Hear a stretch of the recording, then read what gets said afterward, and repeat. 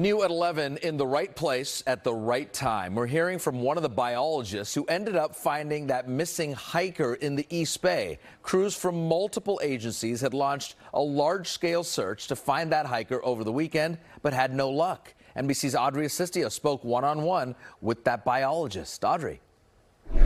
Raj and Jess, Nick Hood says he and his colleague are grateful that they were at the right place at the right time. Also grateful that sound travels across water. It was a typical day at work for SF Public Utilities Commission biologist Nick Hood. A colleague of mine and I were out collecting routine water quality monitoring.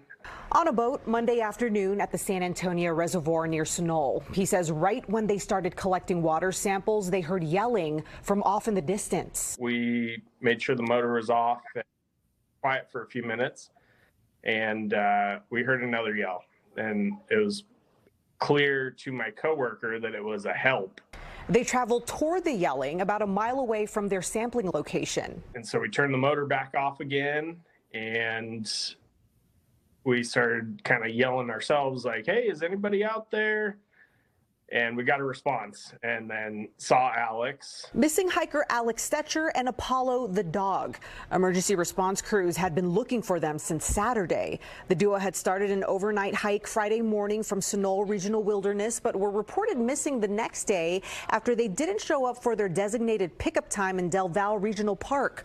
A number of agencies had been searching for them, but with no luck.